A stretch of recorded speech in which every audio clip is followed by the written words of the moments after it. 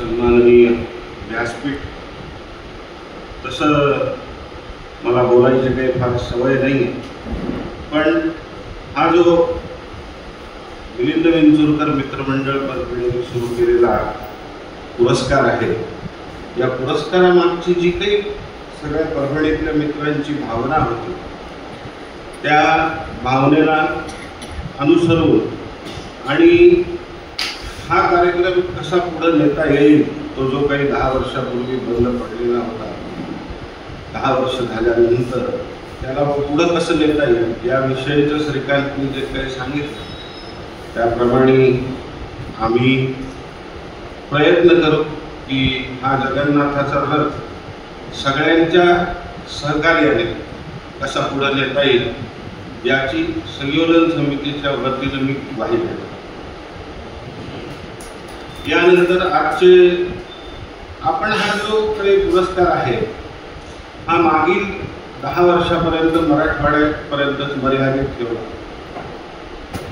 मागच्या वर्षीपासून त्याचं कार्यक्षेत्र वाढवण्यात महाराष्ट्रात असं करण्यात इतके वर्ष रंगमंचावर काम करीत असलेल्या माणसांना हा पुरस्कार दिला।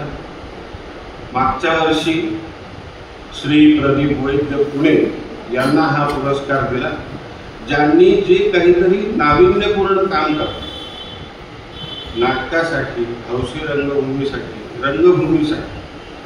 याच्यामधले अनेक जे काही प्रकार आहेत त्या प्रकारांच्या साठी जी लोक काम करत आहेत त्यांची निवड आमच्या निवड समितीने केली। यावर्षी आदरणीय डॉक्टर मुकुंद कळंबेकर सर यांना हा पुरस्कार दिलेला आहे। त्यांचा परिचय म्हणजे ते मूळचे कणकवलीचे आहेत सर, व्यवसायाने स्त्रीरोग तज्ञ असे डॉक्टर आहेत। ते असूनही त्यांना या रंगभूमीचा, लेखनकलेचा, लेखनाचा त्यांच्या काकांकडे हा वारसा मिळाला।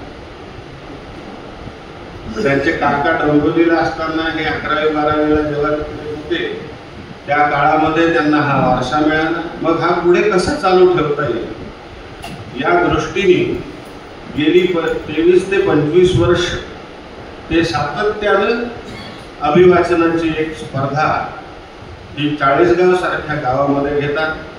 आज सांगायला मला आनंद वाटेल की त्या स्पर्धेची व्याप्ती ही जगभर झालेली आहे।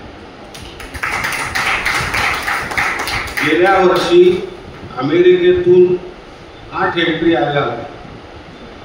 मग त्यांनी ती स्पर्धा अजून कशी कठीण करता येईल ह्याच्या मागे ते आता लागलेले आहेत आणि गेल्या 3-4 वर्षापासून ते एक स्वतंत्र विषय देतात आणि त्या विषयानुसार तुम्हाला अभिवाचन सादर करावं लागतं। तर अशा माणसाला पुरस्कारासाठी निवडलं त्याबद्दल मी निवड समितीचंही अभिनंदन करतो। आणि बाकी सगळं आजकाल सोशल मीडिया आणि इंटरनेटवर अवेलेबलच असतं। डॉक्टरांच्या इतर प्रवासाबद्दल मला काही जास्त बोलायचं आणि सगळ्यात महत्त्वाचं म्हणजे 40 गावाला जे काही त्यांची रंगवेद नावाची संस्था आहे त्या संस्थेतर्फे विविध उपक्रम ते घेत असतात। एका 119 वर्ष जुन्या वाचनालयाचे ते अध्यक्ष आहेत आणि त्याच्यातर्फे गेली 87 वर्ष त्या वाचनालयाची व्याख्यानमाला जी आहे ती अव्याहत चालू आहे। त्याला यांनी जरा पुढे नेलेलं आहे। म्हणजे 40 गाव सारख्या शहरात राहून हा म्हणजे अगदी आपल्या परभणीच्या भाषेत सांगायचं तर किडा असल्याशिवाय हे काही होऊ शकत नाही। त्याला ते आतून यावं लागतं कुठून तरी, त्याच्याशिवाय काही हे सगळं होत नाही आणि ते सगळं करतात। या पुरस्कारासाठी मी त्यांचं अभिनंदन करतो आणि पुढील सूत्र श्रीकांत।